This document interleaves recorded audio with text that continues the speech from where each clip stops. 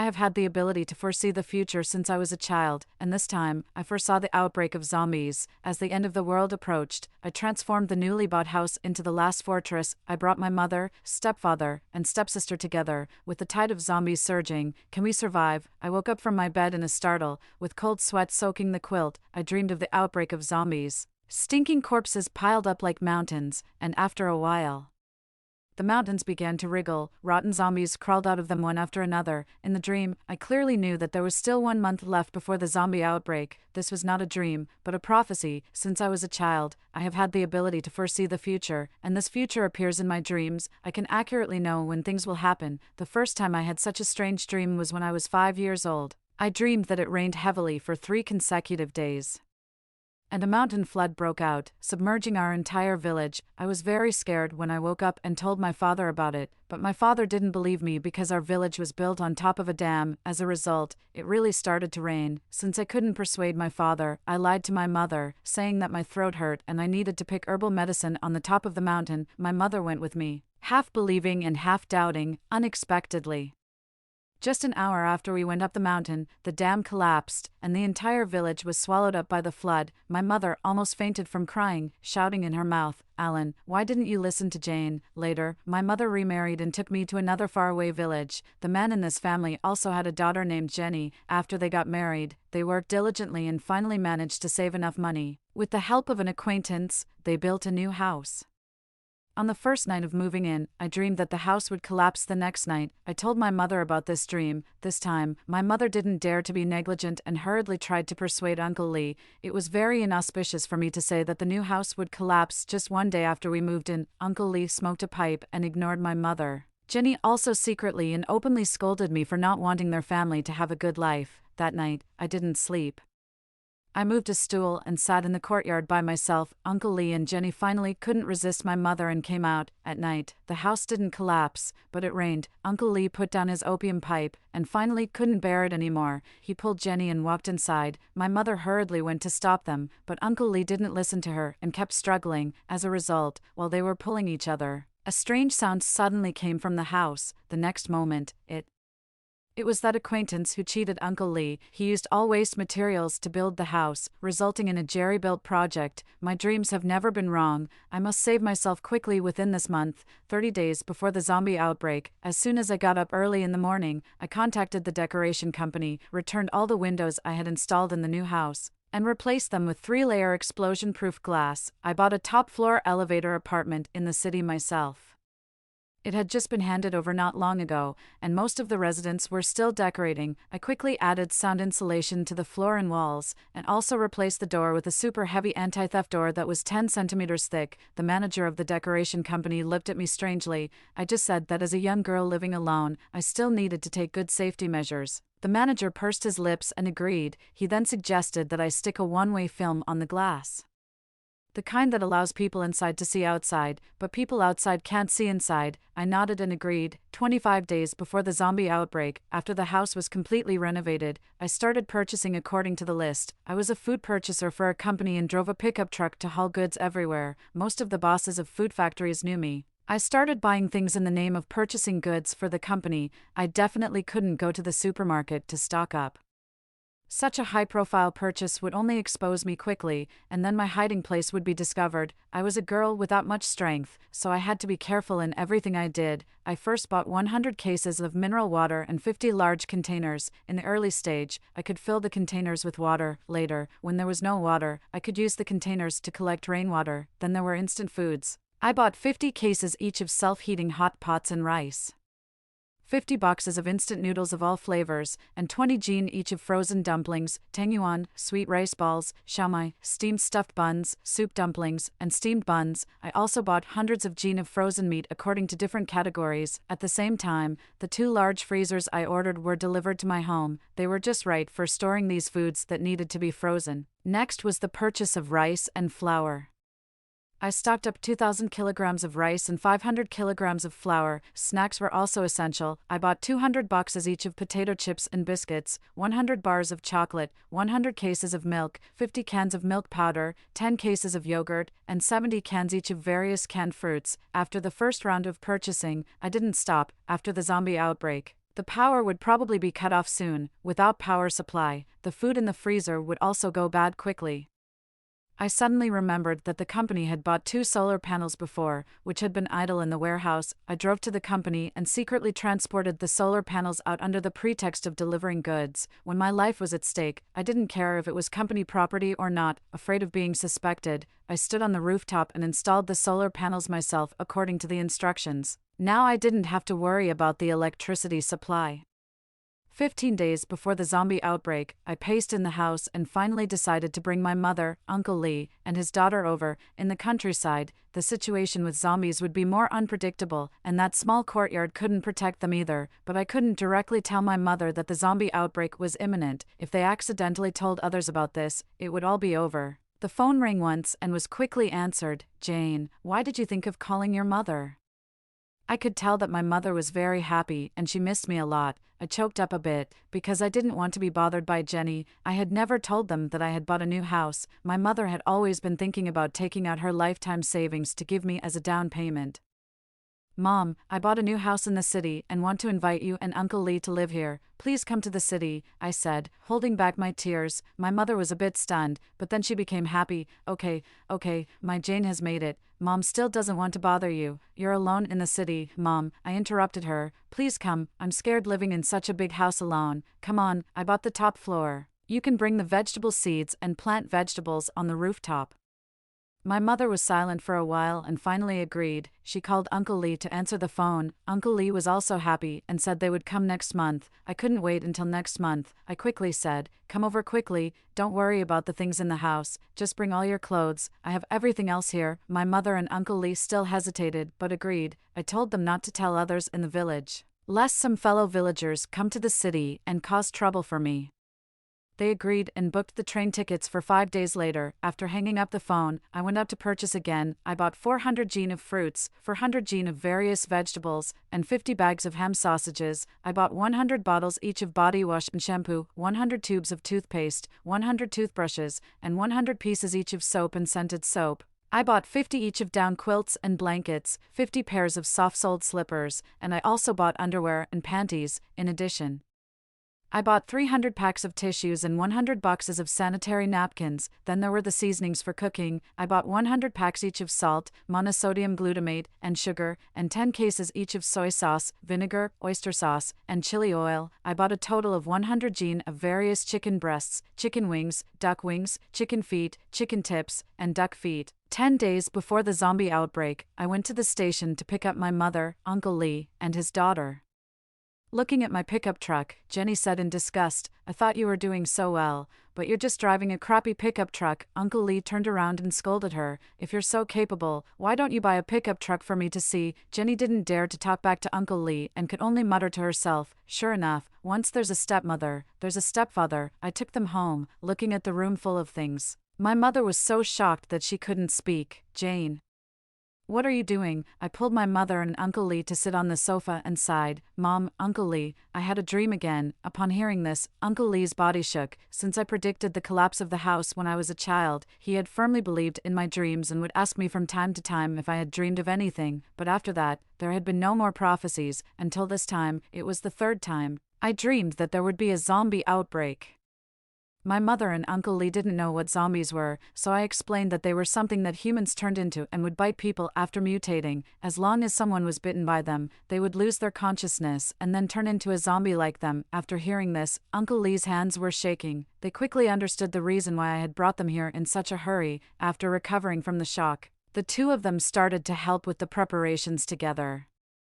Jenny didn't say anything after hearing my words and sat on the sofa eating snacks by herself. 8 days before the zombie outbreak, I took my mother and Uncle Lee to the street to purchase. I didn't dare to buy all the medicines from one pharmacy, as it would arouse suspicion. We drove around the streets and bought something from each pharmacy. I bought 50 rolls of bandages, 10 bottles of medicine for bruises and sprains, 50 boxes of Janway Xiaosher tablets, a kind of digestive aid, 50 boxes of anti-inflammatory drugs, 50 boxes of cold medicine, 50 boxes each of vitamin C and vitamin E, and 100 packs of granules. Finally, to prevent the zombies from spreading through viruses, I also bought 5,000 masks. My mother was more meticulous than I thought. She was afraid that if the pots, pans, and other kitchen utensils at home were broken and we couldn't cook, So we bought 5 sets of kitchenware and 20 sets of tableware to prevent changes in temperature.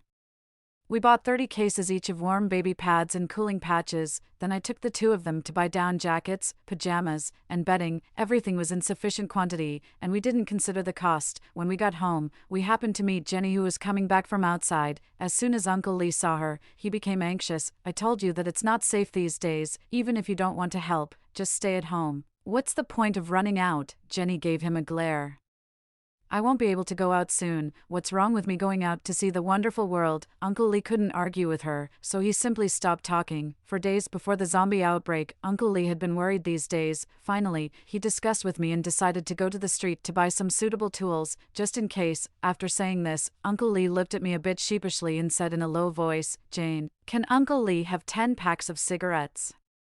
"You know I can't do without cigarettes." I understood Uncle Lee very well. Just as I was about to nod and agree, my mother suddenly rushed up from the next room. "No, you should just quit smoking while you're at home." I looked at the 2 of them, feeling a bit dumbfounding. When we went to the street, I bought 2 long and sharp watermelon knives and 2 bone chopping knives. I also prepared 4 sets of protective gear, 50 flashlights, 50 power banks with a capacity of 20,000 mAh, 1,000 candles, 100 boxes of matches, 50 lighters, and 50 liters of gasoline. At Uncle Lee's request, I bought a set of radio equipment and brought it back. By the way, I also bought 5 high-definition night vision binoculars for outdoor use. The owner of the outdoor store was stunned when he saw me buying so many things. I had to explain that I was an outdoor adventure blogger and was going to take people camping in the mountains. When I got home, Jenny was gone again, and my mother was also missing.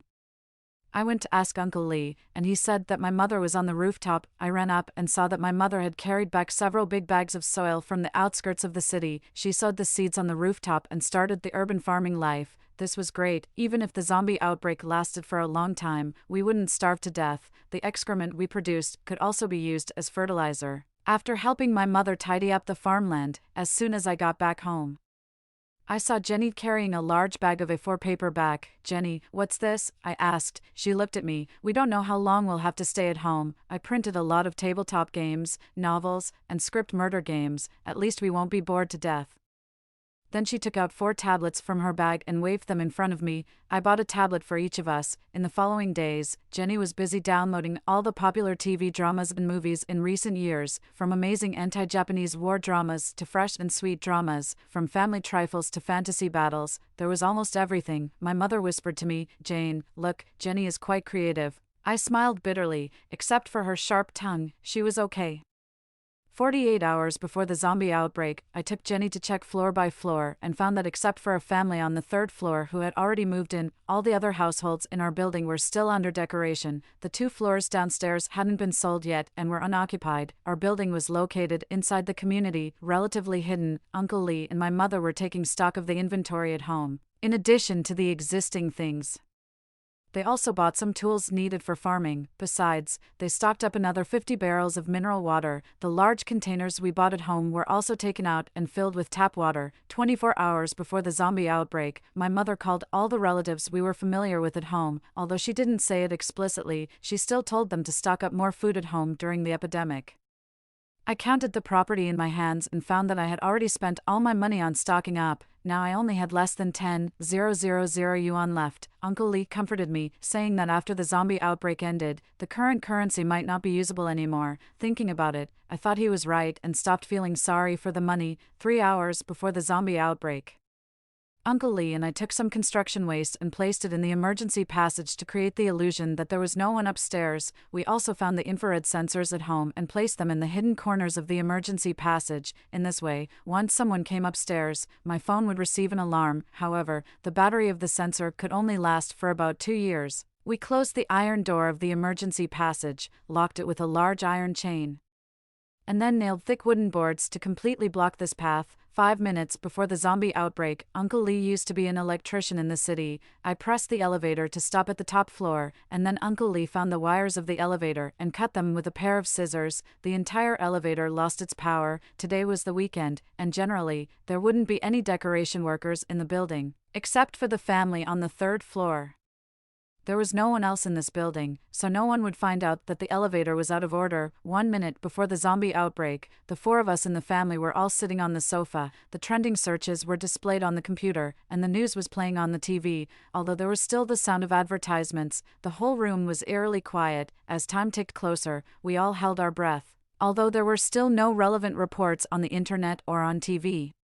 We all knew very well that in some corner of the world, the first zombie had been born, and it would soon spread to our place. 20 minutes after the zombie outbreak, I was resting with my eyes closed when Jenny pushed me hard. Jane, look at the trending searches." I opened my eyes and saw a deep red-hot character placed at the top of the trending searches. It read, "An unknown virus causes human bodies to rot and their consciousness to become blurred." I clicked into the video. A person whose body was completely rotten and whose hands were folded behind his back in a strange posture rushed into the crowd, took a bite at a girl's neck. The girl twitched and fell to the ground, then quickly stood up, grew fangs, and roared as she reached for the people around her. "It's here, soon." An emergency news report came on the TV, urging people across the country to quickly find a nearby shelter. Those at home should close their doors and windows and store an appropriate amount of food. Switching to several other channels, all we could see were scenes of people frantically looting supermarkets. The shelves were cleared out, and a panic like never before rose up on the earth. Death was like a death warrant, urging everyone to take action. 8 hours after the zombie outbreak, I stood by the window and watched as the sun gradually set, and darkness descended. The night sky of this city had never been so dark before, and the evening wind seemed to be stronger than usual. We didn't dare to turn on the lights for fear of attracting the attention of others. The faint light from the TV illuminated the whole house. At this time, even the children's channel was broadcasting news about zombies. I urged my mother and Uncle Lee to go to sleep, and Jenny and I would keep watch through the night. Although the zombie virus hadn't spread to our area yet, we still needed to be on high alert to prevent any unexpected situations. Jenny and I agreed that I would keep watch during the first half of the night, and she would take over for the second half. 7 days after the zombie outbreak, it had been very quiet outside the community during this period. Perhaps the influence of the zombies hadn't reached us yet, even in the places that could be seen with the telescope. No abnormalities were found. The power supply and water supply had been stable. The TV kept repeating that everyone should not panic, that we had a powerful motherland behind us, and that we should stay at home and not go out. My mother was very anxious and kept pacing around the room every day. Jenny and I didn't have much to talk about anyway. Uncle Lee sat on the sofa tinkering with that set of radio equipment. In the room, besides the sound of my mother's footsteps, there was only the buzzing sound of the radio's current. 12 days after the zombie outbreak, it was my turn to keep watch during the second half of the night today. When there was a hint of light in the sky, I checked the time and found it was only 4 a.m. Even in summer, it had never dawned this early here. A bad premonition rose in my heart. Suddenly, I noticed something was wrong on the street in the distance. I walked to the window and picked up the telescope to take a look. What was slowly moving on the horizon was not the light of the sun, but a dark line. As that line gradually approached, with the help of the telescope, I finally saw that it was an extremely powerful tide of zombies. They obviously came from other cities, and every single one of their bodies was extremely distorted. The zombies had really arrived. They slapped hard on the door of the convenience store by the roadside. Under the attack of countless zombies, the door was smashed open, and the zombies swarmed in. Even the stray dogs by the roadside became a delicious meal in the eyes of the zombies. Soon, some zombies broke through the railing and rushed into the community. While I was observing with the telescope, a zombie looked up in my direction. There was almost no flesh on his lips, and his white teeth were exposed, as if he was smiling at me weirdly. I took half a step back in fright. If it weren't for the one-way film pasted on the window, I would almost have thought I was discovered. When it was completely dawn, I didn't dare to open the window anymore because even on the 32nd floor, I could smell a strong stench of decay in the air. My mother and Uncle Lee got up early. Seeing me standing by the window motionless, they both came over and asked me what was wrong. "My goodness, what kind of monster is this?" My mother's face turned pale with fright just after taking a glance. Uncle Lee's expression wasn't very good either. The zombies broke open the doors of the residence on the lower floors. I saw the old granny who often smiled at me in the community being dragged out. I quickly covered my mother's eyes. "Don't look, Mom." "Uncle Lee, you two don't look either." I helped the two old people sit on the sofa, holding back my nausea and trying to put on a calm expression. "We've stocked up so many things. As long as we don't go out, nothing will hurt us," I said. My mother nodded in a panic. Uncle Lee frowned, and the two of them didn't go near the window for the whole day. 15 days after the zombie outbreak, the water and electricity were completely cut off. Fortunately, our solar panels began to work. so the house didn't lose power. We had stored a lot of water before, and it could definitely last until the next rain. Even so, I still reduced the water consumption of the whole family. Each person could only brush their teeth once a day and wipe their body with a wet towel. Uncle Lee still persisted in tinkering with that set of radio equipment, and my mother was responsible for planning the lunch and dinner every day. The first thing Jenny asked my mother when she woke up from making up for sleep was what we were having for dinner. My mother smiled and said we were having stewed pork ribs today. Come to think of it, my mother never prepared breakfast for Jenny and me because every time we woke up late, it was already noon. Unconsciously, we were saving food for the family. My mother came out of the kitchen with a large pot of pork ribs. The soft and glutinous stewed pork ribs exuded a strong aroma. The reddish-brown color of the sugar made the pork ribs even more appetizing, and there was a layer of white sesame seeds sprinkled on top. It almost makes my nose fall off with the fragrance, Jenny said. Our family sat happily at the table. At this moment, outside the window, the zombies were still tirelessly crashing into the doors of the residents on the lower floors, and one living person after another became their lunch. 32 days after the zombie outbreak. Just 1 month after the zombie outbreak, I clearly felt that the daytime hours were decreasing, and the energy collected by the solar panels was also less than it was a month ago.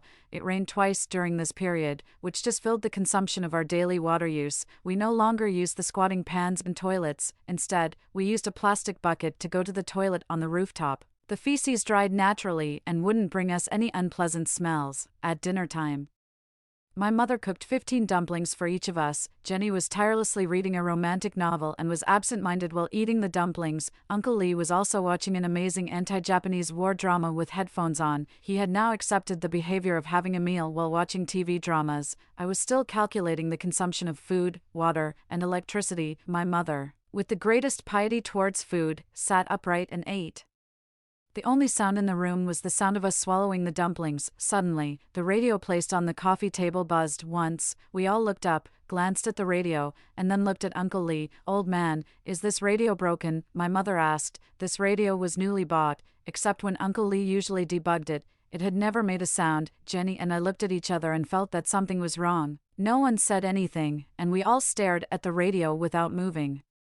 Zizzing, the noisy sound suddenly filled the room. It was obviously no longer an ordinary minor malfunction. "Hello," a human voice came from the radio. A cold sweat broke out on my back. The occupancy rate of this community was not high in the first place, and many households had been broken into by zombies during this period. There weren't many people living within the range of the radio's projection. "Hello," zizzing. The current was intermittent, and a young man's voice came through.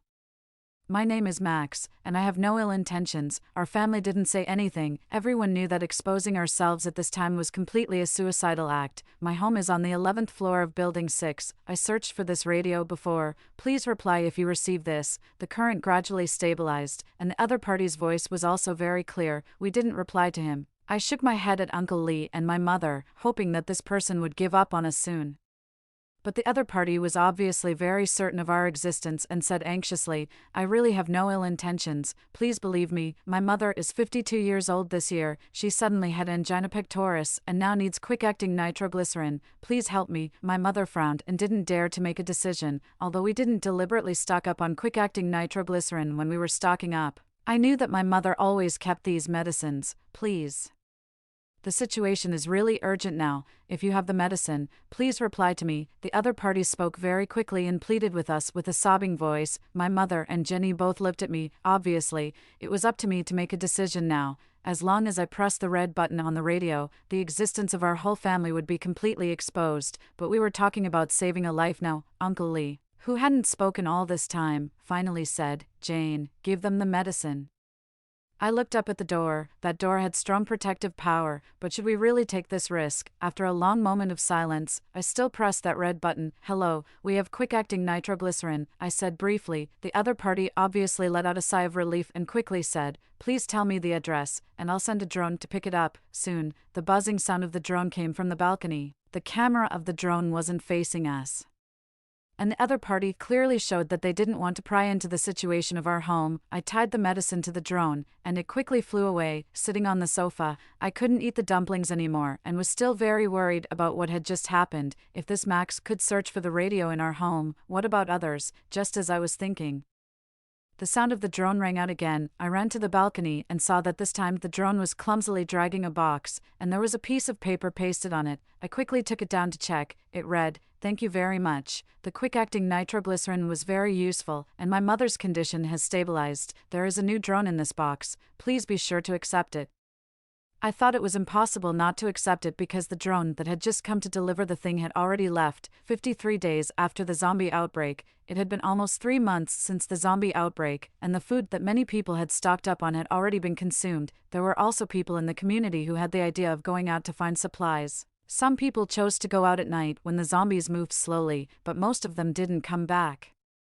Some people deliberately made noises to attract the zombies and then sent people out, but this method wasn't reliable either. The zombies in the community could be attracted, but what about the zombies outside the community? I had observed that some zombies would accidentally walk into the underground garage, and it was now almost impossible to go in and drive a car. The temperature this year was also very abnormal. Autumn came especially early, and the temperature dropped significantly.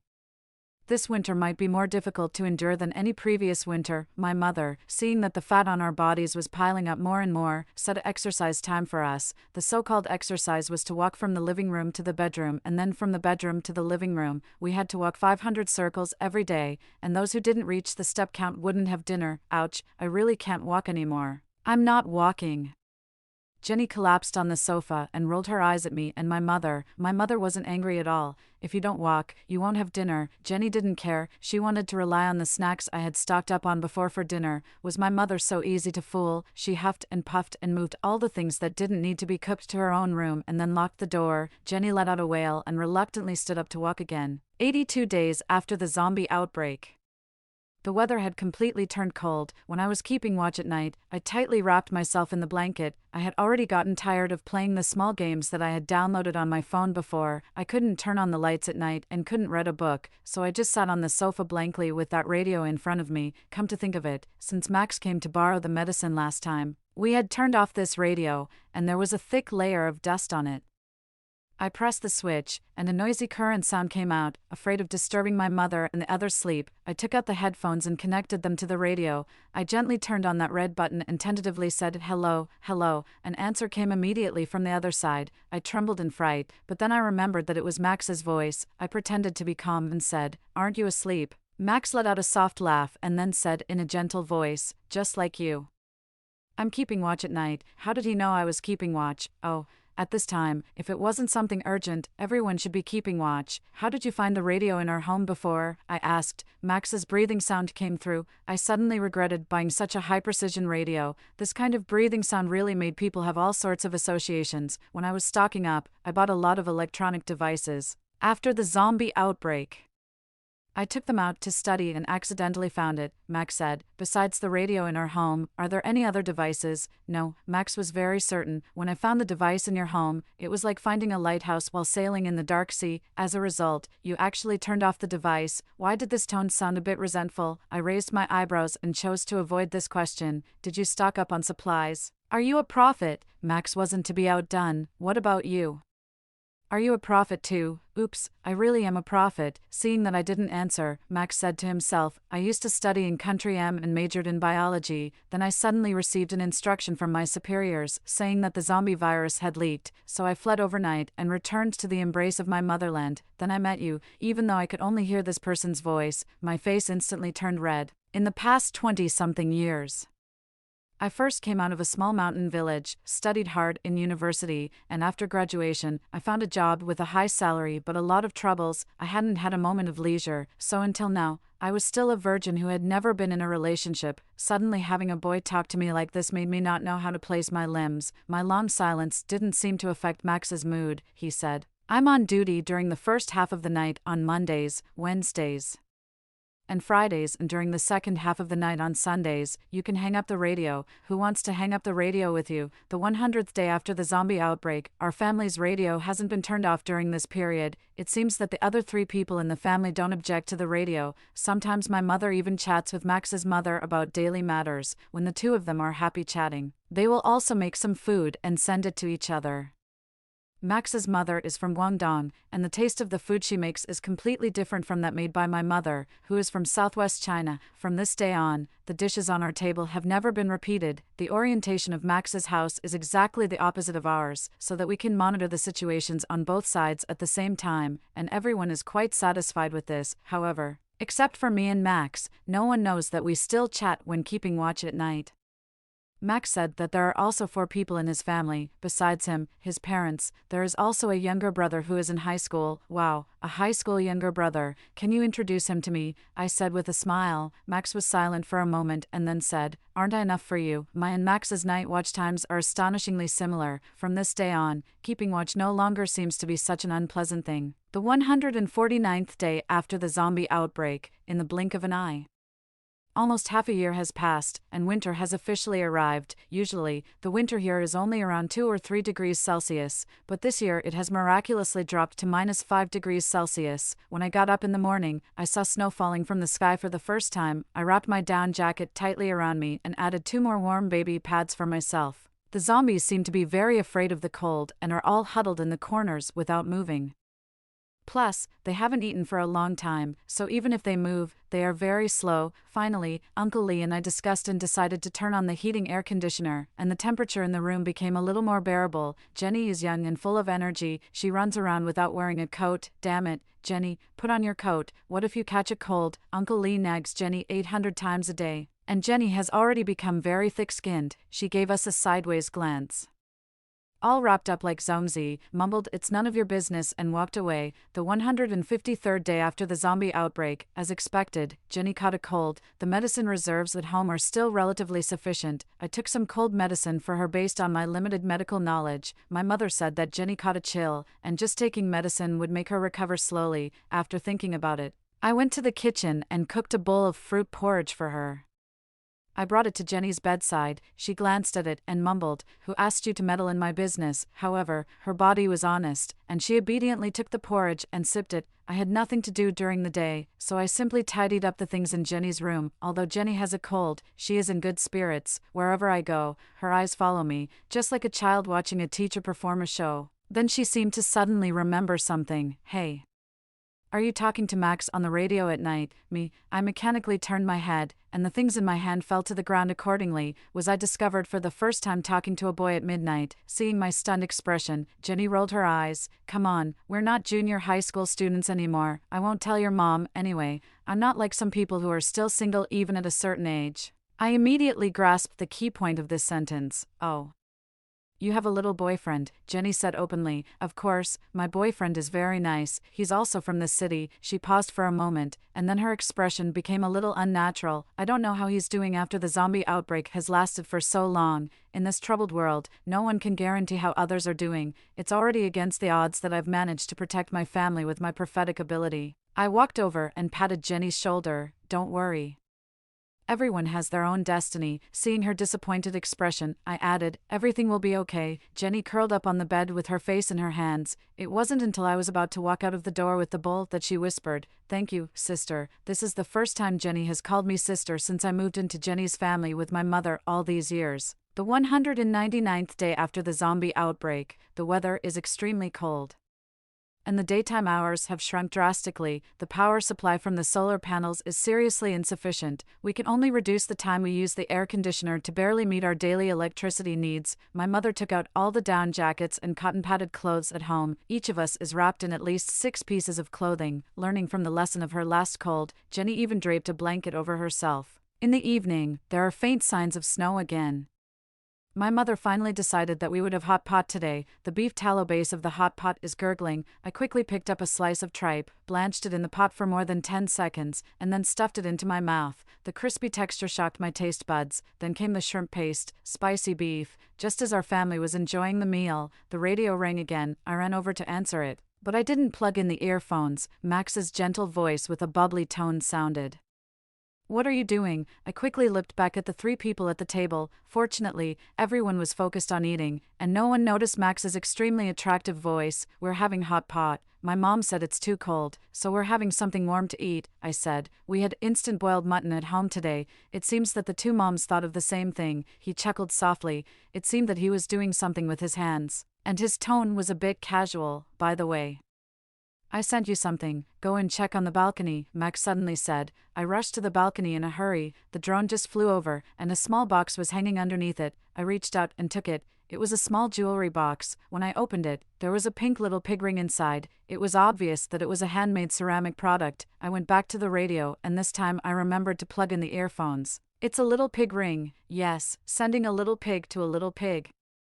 His tone was filled with a smile. My mother finally noticed that I wasn't at the table when she was cooking the second batch of vegetables. She waved her hand. Jane, come and eat quickly. Okay, coming. I put down the radio. The 219th day after the zombie outbreak. Now everyone's storylines have come out. The only question is who is the person who slashed the knife on the deceased's neck. Max's younger brother Jack said, I remember Jenny only poisoned one person. And she even poisoned the wrong person, right, Max said. I vote for Jenny, Max said. I quickly added, I vote for Jenny too. Uncle Lee immediately said, I also think Jenny looks the most like the murderer. Jack thought for a while. Except for Jenny, I don't seem to have any other candidates, but I think Jane also looks like the murderer. Wasn't she the last person to see the deceased? Max's father chimed in, Jenny, who is unanimously suspected by everyone, also jumped out and said in a hurry, that's right, Jane is also highly suspected. She seems to have an unknown identity. Finally, after the vote, I got 2 votes and Jenny got 4 votes. The minority obeyed the majority, and Jenny was arrested as the murderer. Today is New Year's Eve, the last day of this year. Since there is no Spring Festival gala to watch, Jenny suggested playing a script murder game. At first, it was just me, Jenny, Max, and Jack, but at our strong request, Uncle Lee and Max's father also joined. The 2 mothers were preparing the New Year's Eve dinner. Sometimes when they were too busy, they would ask us to pause the game and go to help. Finally, before the dinner started, we reached the final stage of voting for the murderer. Then, now let's turn to the last page of the script and see who the murderer really is. Jack elongated the ending sound, filling the air with a sense of suspense. The murderer is. Everyone gathered closely around the radio, listening to the voice coming from it. The masked lady, Jane. I said it wasn't me. Jenny jumped onto the sofa and roared. Moreover, the masked lady has an accomplice. He is. Jack obviously froze when he saw the script, and then wailed plaintively. He is the bard, Max. Everyone except me, and Max shouted in despair. I walked to the middle of the living room and made a standard expression of a villain. Sister, I'm just that invincible. My mother finally brought the braised meatballs to the table. Seeing me, Jenny, and Uncle Lee dancing around like crazy in the living room, she shouted in a strong voice, it's time to eat, stop fooling around. We quickly said goodbye to Max and his father and son, and sat at the table neatly.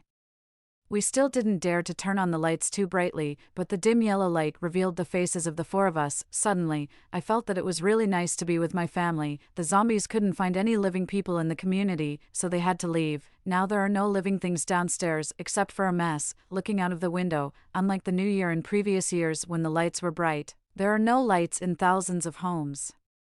And there are no sounds of firecrackers. There is only darkness and silence left. The 281st day after the zombie outbreak, the rapid progress between me and Max has already been known by both of our parents. The truth is that one night I was holding the radio alone and secretly laughing because of a joke told by Max. At that time, my mother got up to use the toilet. Then she thought I was crazy and called Uncle Lee and Jenny up together to ask if I had stayed at home for too long and got sick.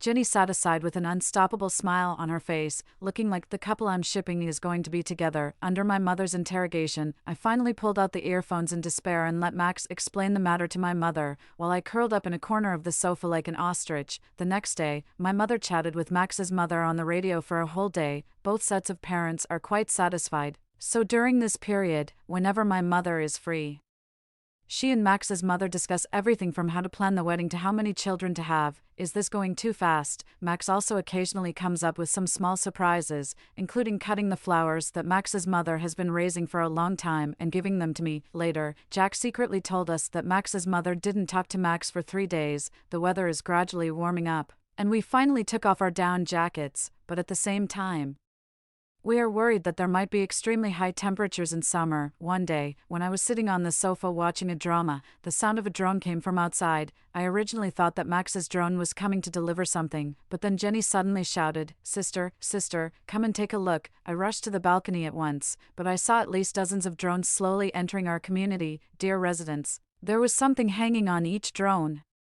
and one of them was equipped with a speaker. "We are here to deliver supplies to you. Please, residents who need supplies, hang a bed sheet on the window and wave it." I picked up the telescope and took a look. There was a bright red national flag pasted on the drone. "These are government drones. We haven't been abandoned." Soon, some residents hung bed sheets on the windows and waved them frantically. The drones quickly flew over and left some compressed biscuits and water. Jenny asked me if we wanted supplies. After thinking about it, our family still has abundant reserves, and it's better not to expose ourselves easily. I observed that Max also didn't ask for supplies. I guess he was considering the same thing as me. The drones stayed for a while and then prepared to go to the next location to distribute supplies. Before leaving, they broadcasted, "Please rest assured, the country is actively considering countermeasures. Please continue to hold on. Don't lose heart. Soon, we will be able to defeat the virus and return to normal life." Some zombies heard the sound and also came from not far away, squeezing in the yard and waving their broken hands and feet, trying to reach the drones. They look more terrifying than when the zombies first broke out, but I still have confidence. I think all this will end soon. The 346th day after the zombie outbreak. The weather is getting hotter and more sweltering, although the sunshine hours are long. It's still not enough for us to use the air conditioner all day, so Uncle Lee restricted the time we can use the air conditioner for the whole family. My mother cooked mung bean soup and gave each of us a bowl. She also filled a thermos with a pot of it and sent it to Max. After drinking the mung bean soup, Jack's mind cooled down, and he came up with a naughty idea to hold a cooling-off session for us. Just then, the female lead suddenly bent down to look under the bed. A pair of pale white eyes stared straight at her. Jenny was so scared that she shrank on the sofa and trembled, having already forgotten how hot the weather was. This is Jack's way of cooling off, telling ghost stories. Can such a story that deceives children scare us adults? "Sister, your hands are shaking with fear," Jenny said. The 374th day after the zombie outbreak, I woke up with a start. The bed sheet had been soaked with sweat, but I didn't care about that. I rushed to the living room in a hurry. Jenny looked at me in confusion. Before she could ask, I frantically knocked on my mother's and Uncle Lee's bedroom doors. "Mom, Uncle Lee, hurry up, hurry up." My mother and Uncle Lee also rushed to the living room in a hurry and looked at me with my hair disheveled. "What's wrong, Jane? Why is your face so red? Do you have a fever?" I shook my head. My mind was in chaos. I had another prophetic dream. My mother held my hand, looking extremely worried. Even Jenny beside me was obviously frightened by me. This dream was more chaotic than the previous three, but it was also more real. I heard a very sharp sound, saw a flash of cold light, and finally the scene froze on Jenny's face. "That's right, Jenny. I clearly remember the last scene. A huge axe was about to fall, and under the axe was Jenny, covered in blood. I was screaming, and there were hordes of zombies around. I told them about this dream, and everyone fell silent, up to now. My 3 prophecies have all been matters of life and death, and I have never made a mistake. However, we have been carefully stocking up on supplies and covering up our tracks. As long as we don't step out of this door, there is absolutely no possibility of danger." Jenny's words were a bit slurred. "Sister, could it be that you've been looking at the zombies on the balcony too much recently, so this is just an ordinary dream?" I shook my head. I can clearly feel every prophecy. This is something that is about to happen, and an ordinary dream doesn't give me this kind of feeling. It was still not dawn, and we only turned on a small lamp. I was very scared. Then Jane, "Do you know when this dream will come true?" Uncle Lee couldn't calm down either and stared at my face and asked. I shook my head. This was the first time that I dreamed of the future, but there was no clear time indication, but I could feel that it would happen in the near future. "Soon," my mother murmured to herself, with a somewhat empty look in her eyes. The 399th day after the zombie outbreak. During this period, the atmosphere at home has been very gloomy, and the weather is hotter than we can imagine. The air is like cooked glutinous rice, so sticky that it makes people feel uncomfortable. But what's even more frustrating is that prophecy. When will it happen? Who will be holding an axe and trying to harm us? Will we die? We don't know any of these things. I've also tried to recall that dream, but I can't remember anything. Our family discussed and decided not to tell Max about this. The fewer people involved, the better. When Max talked to me on the radio, he also noticed my low spirits, although he didn't know why. He has been taking good care of my emotions. As the weather gets hotter, the zombies are becoming more and more agitated. Even though they haven't eaten for a long time, they are moving very quickly. The 423rd day after the zombie outbreak, I was sitting on the sofa, taking out a book to read. My mother was teaching Jenny how to cook in the kitchen, and Uncle Lee was studying chess. It was an ordinary afternoon. At this moment, a huge crashing sound came from downstairs. I rushed to the balcony in a hurry to take a look and saw a huge pickup truck crashing through the gate of the community. 5 burly men got out of the truck, each of them had a weapon in their hand, and the leader was holding a big axe. My heart skipped a beat. An axe. In the prophecy, the last scene showed an axe slashing towards Jenny. The other 3 people in the house heard the commotion and also rushed over to check. Jenny picked up the telescope, but suddenly let out a scream. "What's wrong with you?" I thought Jenny's reaction was a bit strange. Jenny was obviously flustered, and her cheeks turned red visibly. She grabbed my arm, and her body couldn't stop trembling. Sister, didn't I tell you before that I had a boyfriend?" Her voice became smaller and smaller, and my mood started to turn solemn. "Is your boyfriend among those people?" I asked her. Uncle Lee and my mother also became anxious. "Why is he here, and why is he carrying such a big axe?"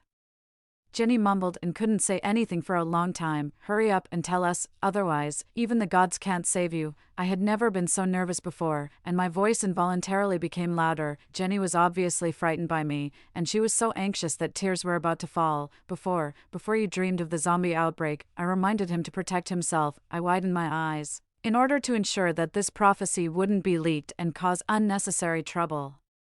I even lied to my mother and Uncle Lee, telling them to come to the city quickly. As a result, Jenny blurted out this matter without thinking. Anger and panic shook my emotions. "Then why is he here?" Jenny obviously didn't expect me to be so angry, and her body trembled even more violently. I told him to stock up on some things, but he didn't believe me. I said our family had stocked up. "Did you also tell him our home address?" I narrowed my eyes and tightly pinched Jenny's arm.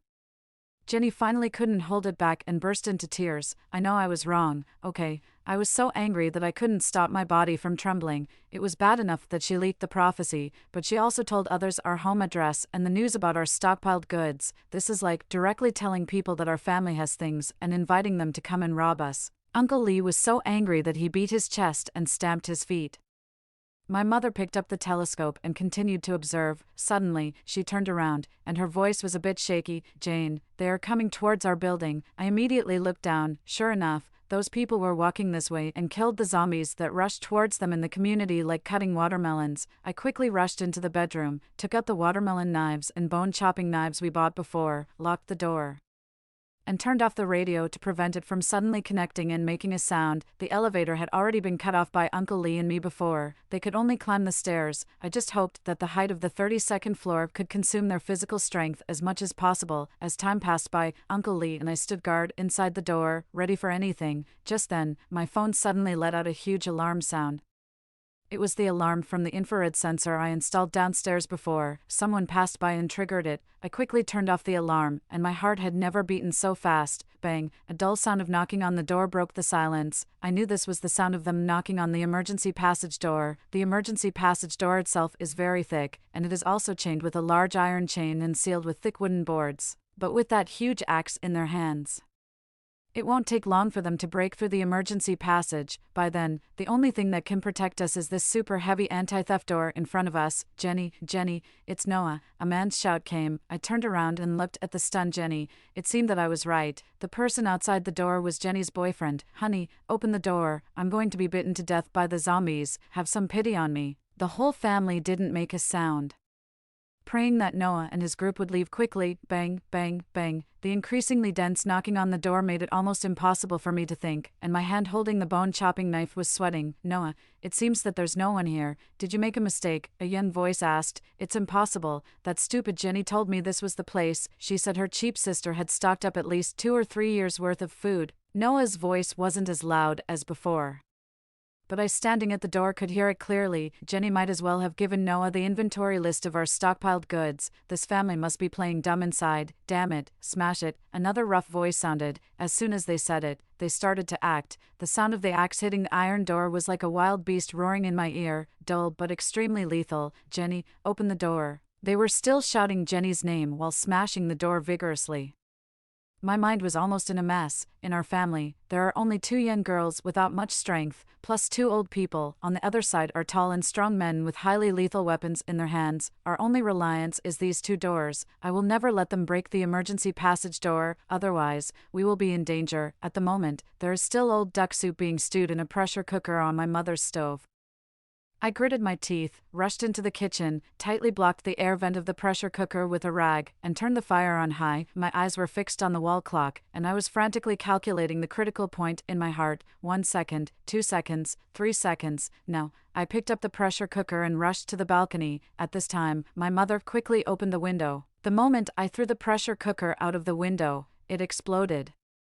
The huge sound made my ears intermittently deaf. After a bout of tinnitus, the sound of knocking on the door also stopped. I quickly carried out the manure bucket from the bathroom and threw it out of the balcony. "Did you hear that? What was that sound?" Noah asked at the door, his tone a bit panicked. The others didn't know what it was either, and they stopped their action of smashing the door. "Should we send 2 people down to take a look, in case there's something wrong?" The rough voice from before said. After discussing for a while, they finally decided to send 2 people down to check, and the remaining 3 continued to guard at the door. What they didn't know in the dark emergency passage was that the huge sound and smell would quickly attract the surrounding zombies. In just a few minutes, there were at least 20 zombies downstairs. Anyone who goes down at this moment would be sending themselves to their deaths. I asked Uncle Lee to continue guarding at the door, and I ran to the balcony to check. Soon, those 2 people appeared at the stairway. The hungry zombies opened their huge mouths and rushed forward. The 2 people hardly had time to resist before they were torn apart until only their bones were left. They didn't even have time to turn into zombies before they were eaten without a trace. I went back to the door.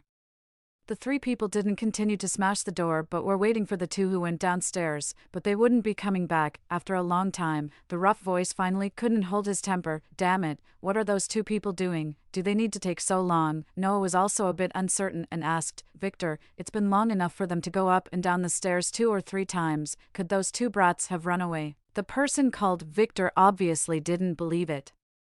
"Run away? They can't live without me. How dare they run away? Yes, Victor is right." Then, Victor's voice also became sink down. "They haven't come back for so long. Could it be? Are they dead?" There was a strange silence at the door, and I also became nervous. This Victor is not an easy person to deal with, even without 2 helpers. He will definitely not let us go easily, and our family still has no chance of winning against these 3 people. "Damn it," Victor cursed. Then a loud bang came from the emergency passage door. It was probably someone kicking it hard. "Forget about them. Let's continue smashing. Whether we live or die, we'll leave it to fate." Victor howled in anger. Bang! A louder sound of smashing the door came. Each blow was like hitting my heart. I could hardly breathe, and sweat beads rolled down my forehead. These 3 people are too difficult to deal with. It's impossible to trick them downstairs with the same method as before.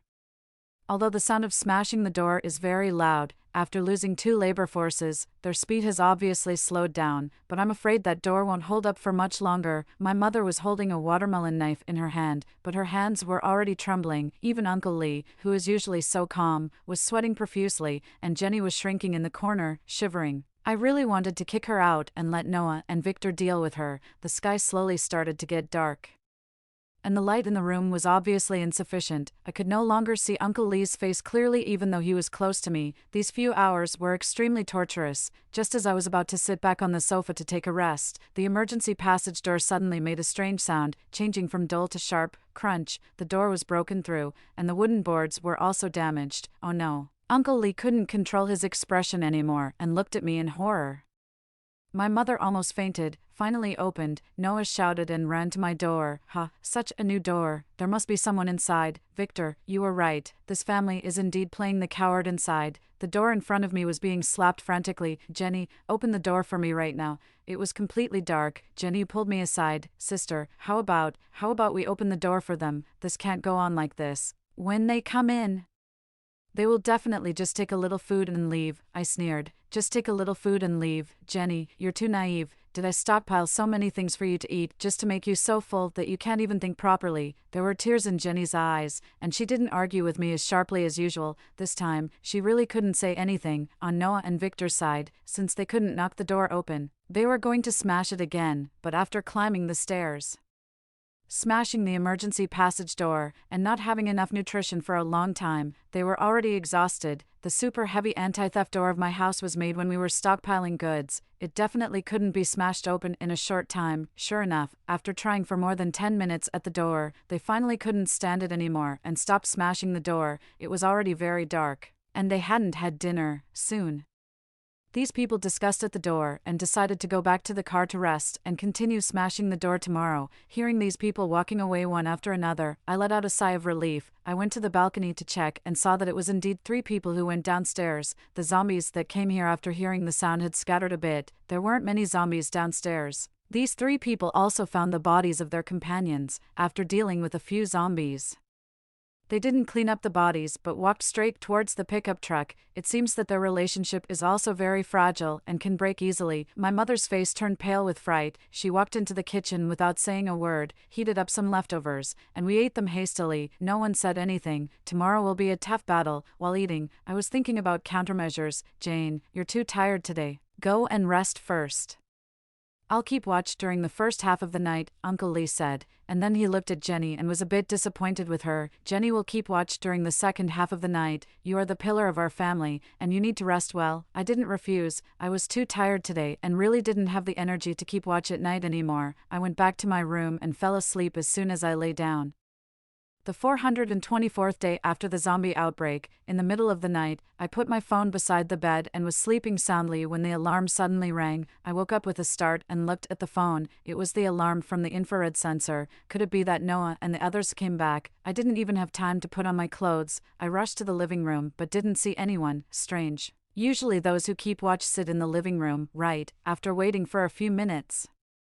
There was no sound outside the door either. The house was extremely quiet. It was 4 a.m., the second half of the night. I suddenly thought of something and checked both my room and Jenny's room. There was no one there. Jenny went out. I quickly rushed into my mother's and Uncle Lee's room. Mom, Uncle Lee, Jenny is gone. The 2 old people also woke up with a start. We all went to the living room together and found that 1 watermelon knife and a set of protective gear were missing.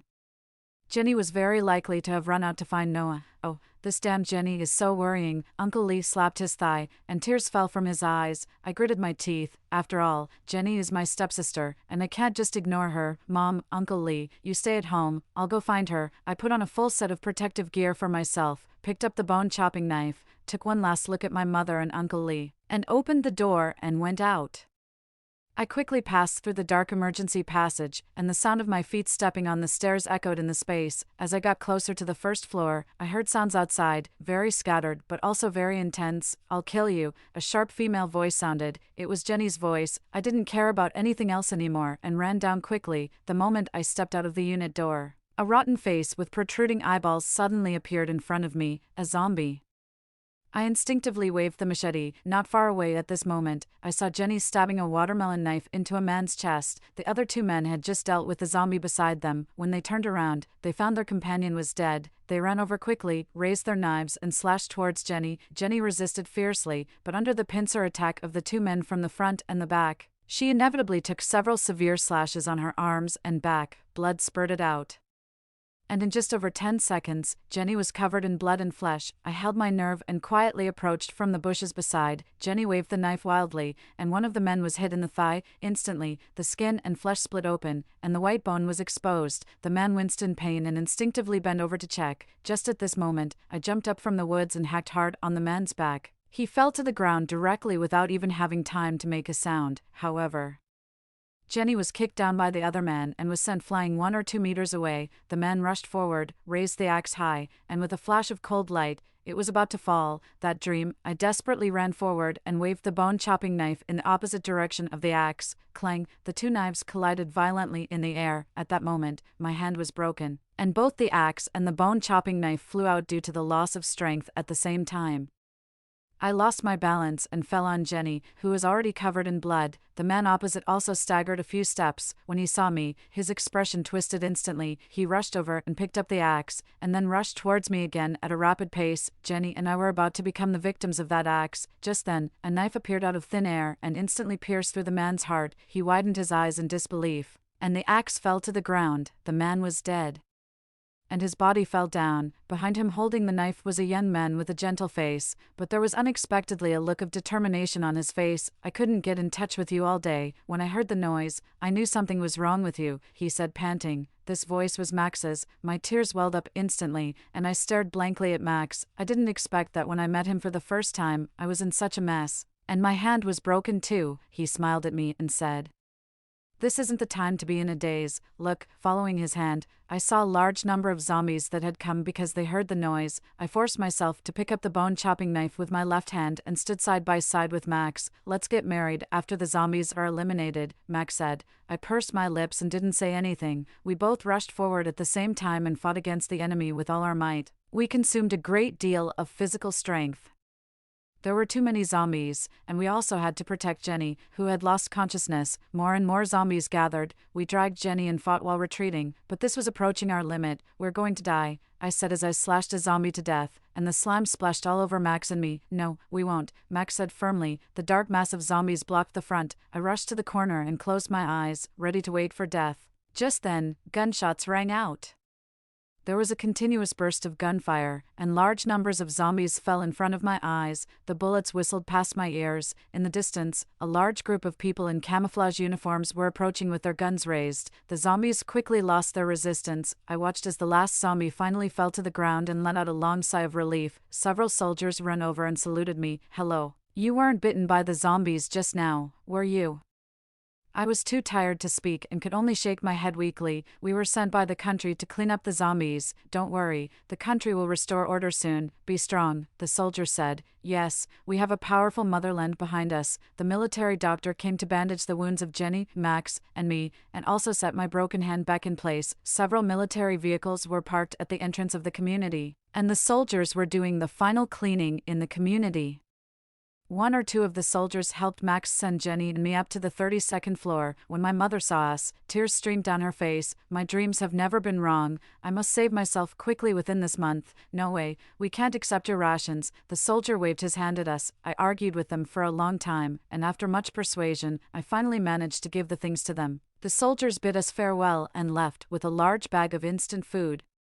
Max couldn't stay for long as he also had his parents at home. I walked him to the door, took a deep look at his face for the last time, and said, "Okay." Max looked at me in confusion. "What's okay? Let's get married after the zombies are eliminated." Max smiled, and the corners of his eyes curved. Okay, I closed the door and walked to the balcony. The soldiers were still cleaning up the zombies building by building and also delivering food to some residents who had run out of water and food. They collected the bodies in the corridors and the yard, dug a big pit, threw them in, and set them on fire. After dealing with everything, when it was just getting light, the soldiers left. I went back to bed and fell into a deep sleep. On January 3, 2024. The zombies were completely eliminated in our country, the water and electricity were restored, and the disinfection was completed. We walked out of the tightly closed door again and enjoyed the sunshine without any worries. Although the zombies have been completely eliminated in our country, many countries in the world are still in extreme danger, international round trips are still not allowed, and the situation of border security is still severe. We hardly have any relatives or friends left. In just 2 years, the population of our country has decreased by nearly 70%. With the blessings of the neighbors in the community, Max and I got married, and the location was chosen in the yard of the community. My mother and Max's mother took care of everything and cooked a lot of dishes. Jenny was my bridesmaid. After going back that time, she sincerely admitted her mistake to me and tried her best to change herself. Now, she has found a job in the city and moved out to live on her own. Just as Uncle Lee predicted, due to the severe economic damage, the previous currency has also been discontinued. Max has been cooperating with the country and has been doing research work related to zombies. While I'm at home writing down our story like a diary, Max asked me when I would submit this article to the publishing house. I said I would wait a little longer. As for what I'm waiting for, it has something to do with a recent dream. Yes, it's also a prophecy. This prophecy is quite good because soon, a new life will be born in our family. Story 2. When the special police arrived to escort me, I stabbed myself in the carotid artery right in front of them. However, not a single drop of blood emerged from the hole in my neck. I pulled out the knife and told them, "Let me meet with the higher-ups. I want to take you back to the future. In this new life, I will not die before I save humanity." 1. In the examination room. The constant scratching of pen on paper was relentless. I stared blankly at the green trees outside the window until, half an hour later, under the watchful eye of the invigilator, I wrote the first words since the exam had started. If everyone could return from the apocalypse to before everything happened, would I see flowers hanging in full bloom on the branches again? I flipped the answer sheet over. The final essay question was exactly as I remembered it, still about the future of humanity. The future is a wasteland, wildfires ignite forests, earthquakes collapse buildings, mudslides engulf roads, and tsunamis invade inland. Humanity survives in crevices, with people dying in fear every day, leaving only aimless shells wandering the streets. The future of humanity is an apocalypse. 20 minutes before the end of the exam, I finally snapped back to reality and finished my last stroke just as the bell rang. The college entrance exam lasted 3 days, after the Chinese language test. I frantically contacted my classmates, almost crazily asking if they knew what was going to happen next year. Most people treated me as if I was a bookworm gone mad with study. Friends who were a bit closer only considered my words as nightmare fodder, comforting me not to put too much pressure on myself during the exams, just to perform as usual. In my previous life, I scored low in the mock exams due to a persistent fever and even underperformed in the college entrance exam due to memory confusion and forgetting to fill in the answer sheet, ending up only qualifying for a second-tier university, far from the school of my dreams. After the disappointing college entrance results, I spent 2 full months studying the answers, which haunted me even after being reborn. The moment I started writing, muscle memory allowed me to produce the standard answers. The lessons from my past life became the capital for this one. During the math test, I still spent half an hour daydreaming, reborn with the knowledge of an impending apocalypse. How can I save humanity's precarious future without any superpowers, systems, or magical abilities? Even though I've been given a second chance, it seems I am powerless. On the draft paper, I sketched and connected all the events into a single line. The ultimate goal is to ensure human survival.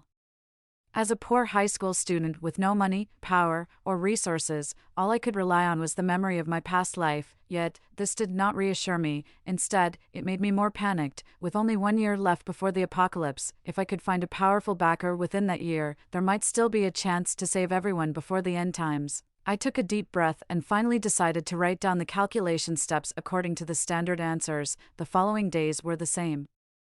I wrote down the standard answers in all my exams, trying to finish as quickly as possible to attract the attention of the invigilators. Just a week after the exams, the national security agents suddenly visited my home, with several armed special police officers blocking the door, watching my every move intently, because I held a glaringly sharp fruit knife in my hand. There's no need to be nervous, I know why you're here. You might not believe what I say next.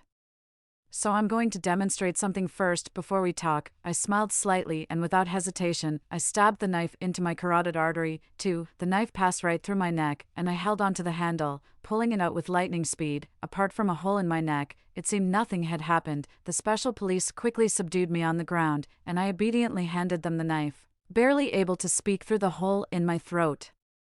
You must have corrected my script and suspected I had the answers to the college entrance exam. This was just my way of meeting you. Beyond this, I didn't know how to contact you without being taken for a bad joke. There was not a single drop of blood from the hole in my neck. In my past life, I died after being bitten by a mutant, and after being reborn, I discovered that I had lost all sensation of pain. I placed my hand over my chest and felt no heartbeat at all. I suddenly realized that I was no longer among the living. My physical body had died long ago. In the future, even if you shoot me now as a high-risk criminal, it would be pointless. You must have seen it. The hole in my neck was profoundly noticeable. If you looked from the side, you might even see the dry muscle tissue. I'm not exactly what you'd call a living person. If I were to struggle or resist, you wouldn't be able to subdue me. Of course, that was just bluster. My eyes blazing, I gritted my teeth and tears streamed down my face. I am a person who has returned from the apocalypse. Let me speak to the higher-ups. Humanity is on the brink of disaster. Only by uniting can we withstand the catastrophe. We are the most insignificant yet greatest of humankind, and with a steadfast and persistent heart, we can overcome things that technology cannot predict. The education authorities and the public security urgently contacted the higher-ups. Over the next 3 hours, they paced anxiously, making call after call. Each person wore a different expression. The special police guarding me sweated from his forehead and dared not meet my eyes. The hole in my neck had mostly healed, and my severed windpipe had reconnected. I pulled back the curtain, and instantly, the special police's gun was pointed at my head. I am not a criminal now, and the gun should not be pointed at the public, so you might as well put the gun down. Don't be too nervous. I am not going to mutate suddenly and bite someone. Outside the window, the sun was shining brightly. Nearby, young people energetically played basketball, an elderly couple strolled leisurely below, and a usually quiet stray cat meowed restlessly. Can you imagine what the apocalypse is like? There are no supernatural powers like in the novels. No special abilities, just a group of powerless humans barely surviving a natural disaster, and the conflicts arising from mutated beings. He swallowed nervously. I could see his Adam's apple bob, and another drop of sweat fell from his face. The air conditioning is set to the lowest. Relax, at least tomorrow won't be the apocalypse, but this year will be very tough, with continuous natural disasters and calamities. Initially, people did not realize the severity of the situation. With only 2 days away from a wildfire, I don't have much time left. The public security officials changed shifts several times until an elderly man with silver hair came forward and shook my hand solemnly. I have reported this matter to the state. Now, please cooperate with us and come along, Willow. All right. I stood up, composedly closed my eyes, and put on a hood. 3. I was taken to an underground research facility. After a series of tests, the researchers concluded that I was brain dead and my heart had stopped, yet here I was, very much alive, speaking gravely on the phone with the higher-ups. We have less than a day. At 7:32 p.m., both the northeast and southeast regions of our country will experience heavy rainfall. It's a sudden, unexpected downpour that will tomorrow ignite trees with lightning, sparking a wildfire that will burn for half a month until a tsunami extinguishes it. Wearing a specially designed collar and holding a dedicated communicator, I continued, it's now 7 p.m. Beijing time. If there's heavy rainfall at 7:32, please believe me and evacuate the people as soon as possible. The researchers bustled around, and soon the Meteorological Bureau's management confirmed the truth of my words. I am not one to joke about the fate of humanity. From the other end of the microphone came the sound of raindrops beating against the glass. There was silence for a moment, then the higher-ups asked, what does the future hold for humanity? Countless hardships flashed before my eyes, thousands of miles of landscape turned into scars, vast plains split into unbridgeable chasms, humanity curled up on the ruins forged by skyscrapers, unable to hear the New Year's bell or see distant stars again, yet all I said was, the future of humanity is in our hands. Broad rivers and mountains, thousands of lights. 4. The storm arrived as predicted, the fierce wind uprooting trees and sweeping them into the terrifying darkness. In the midst of an urgent notice issued in a rush, the sound of panic was incessant, with people from both regions bombarding major platforms with the same question, why the urgent overnight evacuation. The concerns of the higher-ups were clear, primarily fearing that excessive panic among the populace could lead to greater unrest and even extreme actions. Blocking them out isn't as good as guiding them. Tell them that this torrential rain is a major disaster. Don't keep the people in the dark. The head of the research institute sighed and swiped his card to open the elevator. Anything you can think of, the leaders have certainly considered. Right now, the upper echelons are in an emergency meeting, making contingency plans. When they fully trust me, I'll speak up. Right now, there are 2 main things, I said, grabbing at the air with my hands. 1. Evacuate the people, and 2. Extinguish the wildfires. Addendum. It's certain that not everyone will be able to evacuate in time, especially those in areas with poor communication. I'll go and lead them out. The head frowned and firmly rejected my request. No, regardless of your current status, how can you, a young girl without any means to defend herself, lead the people to safety? I gave him a look and reached for the collar around my neck. It's because this collar has no effect on me, and because I am a dead person. Firefighters get tired and are affected by flames, but I am not. This was my unique ability, one of the few tangible ways I could make a difference. As the wildfire raged, driven by the torrential rain, it consumed countless trees. The higher-ups finally believed me and designated me as a national priority for protection. Someone even stood guard at the bathroom door, although I had no metabolic needs. I couldn't stand their surveillance. I am a dead person, immune to assassination. You really don't need to be so nervous. The Special Forces officer at the door pursed his lips, hesitating to speak. Oh, the higher-ups are afraid I might suddenly mutate, and you'll have to take me down right there. I nodded in understanding. Thank you for your efforts. Before the wildfire could spread rapidly, it was essential to control the flames.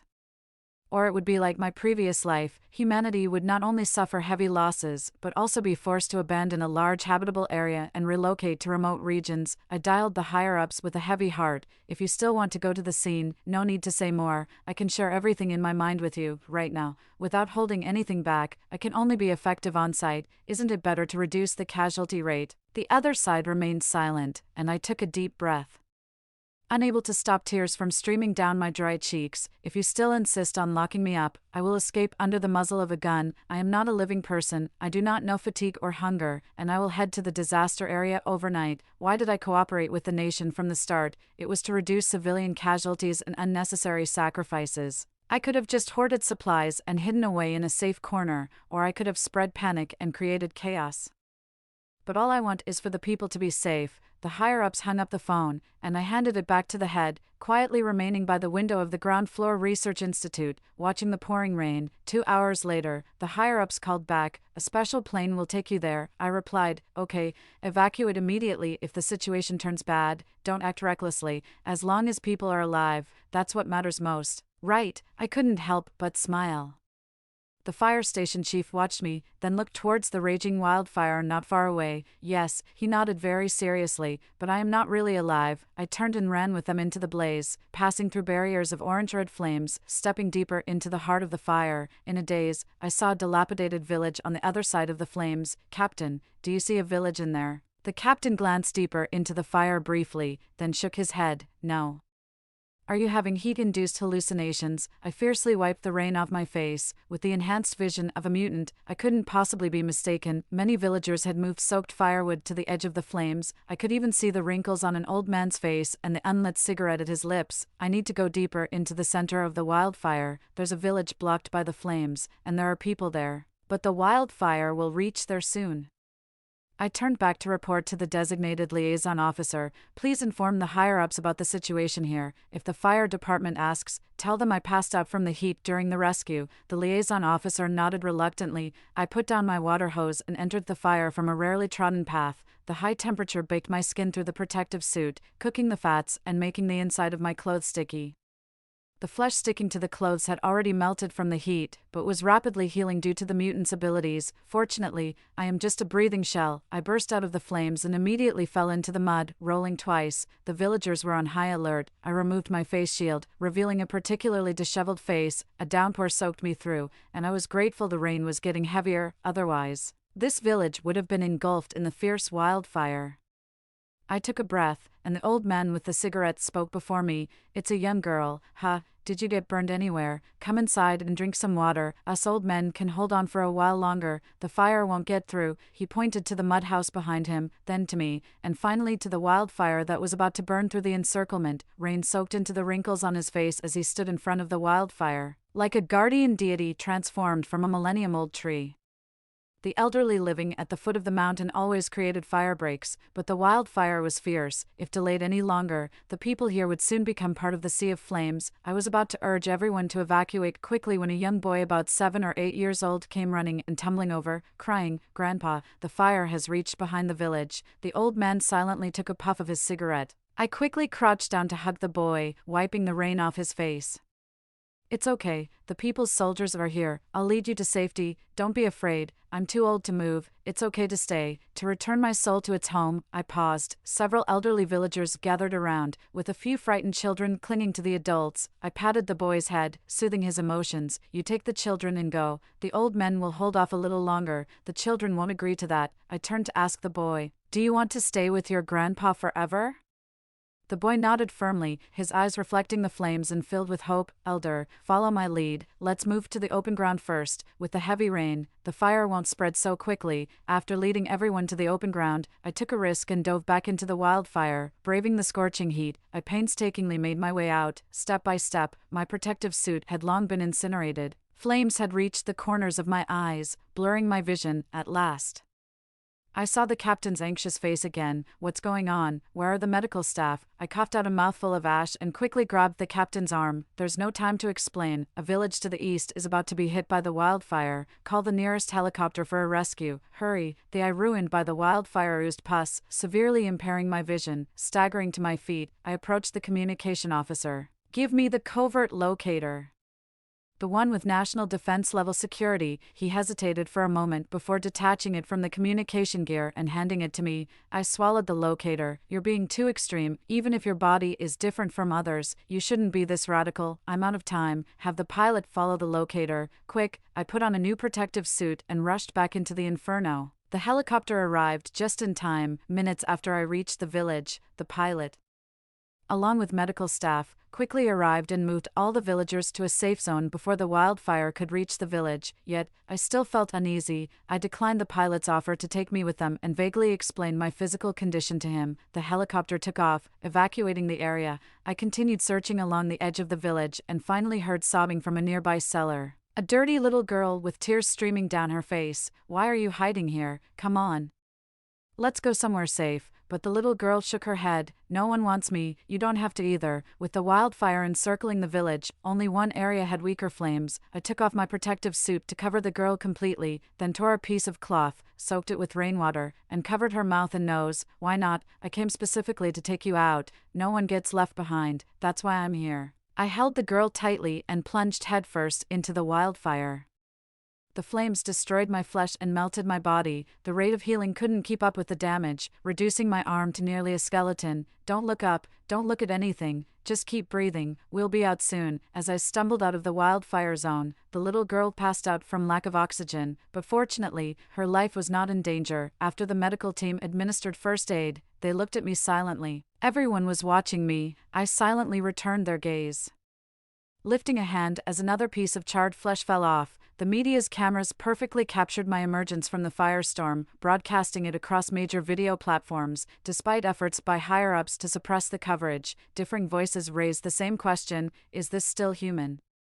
Dragging my half-destroyed body, I obediently sat in the car listening to the higher-ups vent. People will find out sooner or later. If we tell them the truth now, at least they'll be prepared. The unknown is what's truly frightening. The higher-ups paused, then commotion ensued on the other side. Another familiar voice came through the headset. "I understand your concerns, but the nation has many considerations. Public sentiment is the hardest to manage.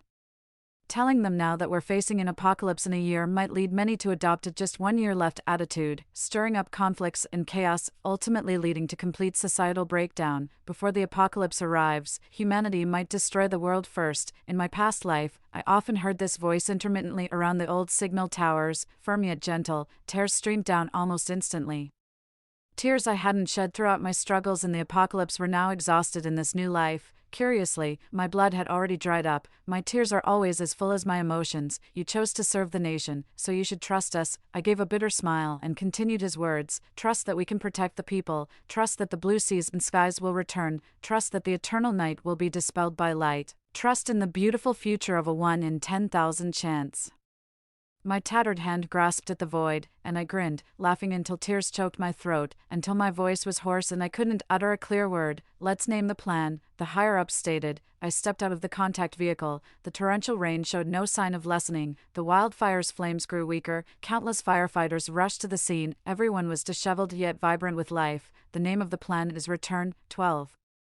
The immense damage caused by the wildfire was incalculable, but fortunately, there were not many casualties. The torrential rains continued for half a month, floods broke out everywhere, and tsunamis inundated coastal cities. This world already showed signs of an apocalypse. Sitting in front of numerous cameras, I disclosed the information about the apocalypse to the global populace for the first time. "I am Willow, a living dead who has returned to my homeland from the future. My identity is not important. I didn't write a script for this speech. There are no formalities. I just want to talk to you all about the future." 2 months later, the intense movement of the Earth's plates caused global earthquakes that toppled skyscrapers, followed by nearly a month of torrential rain. During this period, flash floods triggered mudslides, and it seemed like this world was utterly doomed. I smiled faintly, but there were no casualties.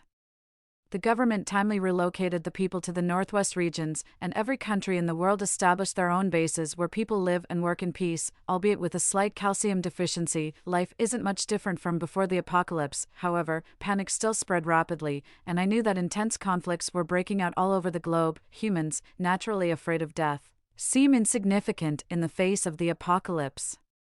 And human intelligence appears trivial before natural disasters. Throughout history, we have experienced wars, internal strife, and countless natural disasters. As the old saying goes, what technology can't solve, we overcome by unity and faith. I know everyone is panicking, worried about the future. The future is an eternal light of thousands of homes. It's a vast and boundless world. We call the faint dawn light in the darkness hope. Please trust the nation.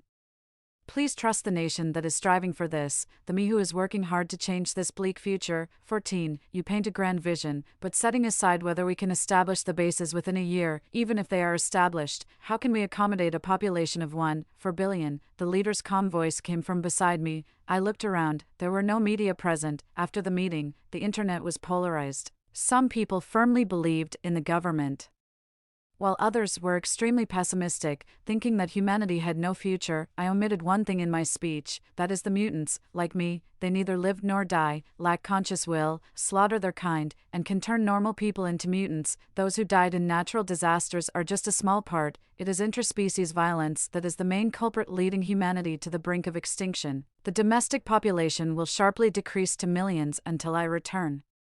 And we still don't have a plan to reverse the mutants. The leader fell silent, so we must disperse the population until the apocalypse fully erupts, and then we can carry out emergency relocations. I quietly examine my own hands, breaking a finger. I quietly wait for the healing of flesh and bone. We won't abandon anyone. I will be outside the base, taking care of them, until I truly die. Or until everyone is healthy again. They are just going through an illness. 15. Before the earthquake came, there were people's doubts. They demanded that my body be divided and guarded separately. Some even began to question my intentions, wondering whether I was planning to confine humanity as food. Countless questions and suspicions were directed at me. It's true that human hearts are the most unpredictable. Not even the most advanced technology can accurately discern what people are thinking. The person in charge took my phone and shut down the comments section.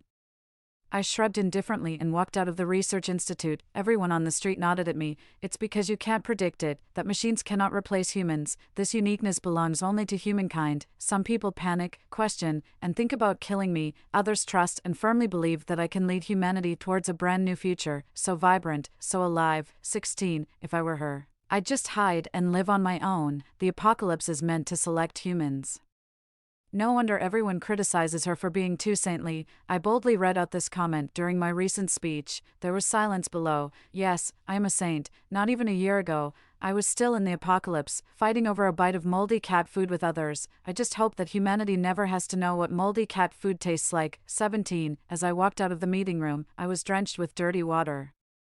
The usually kind cleaner held an empty bucket and furiously called me a spy from another country. My face was smeared with rotten vegetable leaves and stench. I wiped the water off my face and watched as the special police took her away. I thought you would plead for her. A superior patted my shoulder, and as I looked up at him, I saw resolve in his eyes that matched mine. Besides advising, we also need strong measures. If I had been soft-hearted and let her go, those who create chaos would only increase. This nation needs people who lead by example. But even more so, those who can control the overall situation. Before the earthquake, the authorities issued a mandatory order, evacuating all the people from the disaster area, except for me. 18. 3 days before the earthquake, many cities had become ghost towns. 10 minutes before the earthquake, I found a disheveled homeless man near the epicenter. He spoke passionately about his art. From his rebellious youth, when he was scolded, to his adulthood wandering around collecting materials. On his back, he carried a large portrait of a woman in a wedding dress, smiling gently. His wife. I know you. You're that remarkable reborn person. He laughed heartily, his fingers caressing the beautiful face in the portrait. My wife. She passed away in the last major earthquake, less than a year after we got married. He wanted to stay with his wife, so he refused to leave. He was waiting for the earthquake, and so was I. Skyscrapers shook violently. The enormous structures of steel and concrete collapsed thunderously, and debris fell from the sky. I picked up the homeless artist and ran. He struggled off my back, determined to die. Before the apocalypse, there were always people like this, for whom death seemed a relief compared to the suffering of life. Sorry, I'm not Santa Claus. I can't fulfill your wish to die. I used my body to support a collapsing wall. A steel rod pierced through my abdomen, pinning me firmly in place. The artist crouched in the space I held up, tears streaming down his face. I was overcome with emotion to the point of being unable to speak. He said, "Then you must be the king of hell. If the king of hell wants you to die at midnight, you must live well for me before then." I was the only casualty in the recent earthquake. After the aftershocks, the government held another meeting where I shared the story of a wandering artist during my speech. Of course, we can face death calmly, for love. or like soldiers and firefighters on the front lines, for a greater cause, but I wish for all of you to survive. I flipped open my speech notes, where only one sentence was written. Though having faced death 9 times, do not regret. You can always trust the efficiency of a great nation. On the northern grasslands, a massive base capable of housing 1 million people sprang up from the ground, and cities were fortified with walls of copper and iron to fend off the apocalypse. I removed various devices attached to my body and sat cross-legged in front of the TV, watching with keen interest. While our technological advancements were still intact, the Research Institute worked overtime to study my body and develop several prototype vaccines, but no antibody has been found yet. There are 3 days left until the solar eclipse. After it ends, many people will develop persistent fevers. We must control and quarantine them immediately. A persistent fever is a precursor to transformation. In the early stages, the number of mutated individuals was not large. In the past life, they were not effectively controlled, leading to a drastic reduction in the normal population due to people attacking each other. All departments urgently mobilized to control the situation immediately after the eclipse ended, standing outside the glass wall. I watched the aimlessly wandering mutants inside with mixed emotions. No, they were just sick. I stood at the base of the high wall, watching the army bring in groups of mutated people. The latest group of those with unrelenting fevers got off the bus sluggishly, their eyes devoid of any spark. I scanned each one of them. A woman wearing a headscarf darted her gaze around, holding a little girl about 3 years old in her arms. When I looked over, she quickly lowered her head. "Ma'am, please stop," she reflexively halted, looking up in panic. The little girl in her arms raised her head in a daze and softly called out, "Mom." The woman held her daughter tighter, managing a strained smile at me. "What is it, officer?" I led her to a secluded spot. "I'll get you 2 fever reducers." She lowered her head, remaining silent. Some people avoid the mutated at all costs, while others would rather give up their chance to live just to stay with their family. After obtaining her consent, I took the little girl from her arms and pried open her tightly shut mouth. A row of sharp teeth was exposed before us. The little girl glanced at her mother and swallowed quietly. Her mutation is already severe. She's been struggling to maintain her consciousness just to avoid harming you. Mutants lack self-awareness but possess a strong appetite. As a mother, I know you want to stay with your child, even if it means becoming one of them. But as a child, she would rather have you safe and healthy. I patted the little girl's head and placed my arm between her teeth. "Go ahead." As the flesh tore, the woman knelt on the ground, breaking down into tears. "I will take care of your family. Family members are never monsters." I welcomed the last group of mutated people. Each year, individuals affected by radiation transform and are sent behind the high walls along the coast. This went on for 20 years. I guarded the sea for 20 years.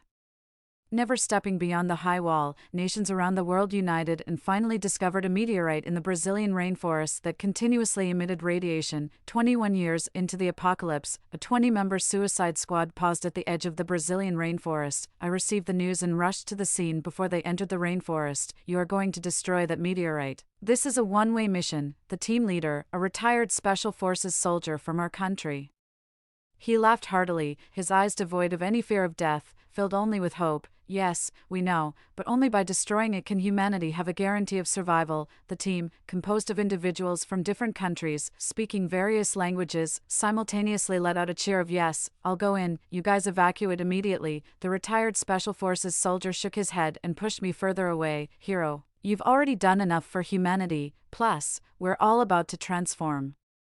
It's all the same, don't worry about us." Their eyes, burning with determination, scorched me. I followed them, winding our way deep into the rainforest. They chatted and laughed, reminiscing how delicious yesterday's beef curry was, how they hadn't had enough breakfast this morning, skipped lunch, and the exceptionally yin-looking guy rubbed his stomach, wishing for turkey, perhaps a Thanksgiving turkey, perfectly roasted, crispy on the outside and tender inside, accompanied by Thanksgiving music, felt like celebrating the new year. Since the apocalypse began, humanity had not experienced another new year. The team leader fell silent for a moment before expressing a longing for the dumplings his mother used to make. For the Chinese, eating dumplings during the new year is essential, but more importantly, it's about reunion, a family gathered around the table, enjoying the New Year's Eve dinner and watching the Spring Festival Gala. That's the life of ordinary people. That was our past, and it will be our future. The explosion produced a blinding light, and I momentarily felt a piercing pain. They vanished in the fireworks, buried at the dawn of a new century. 24. The meteorite broke into small pieces,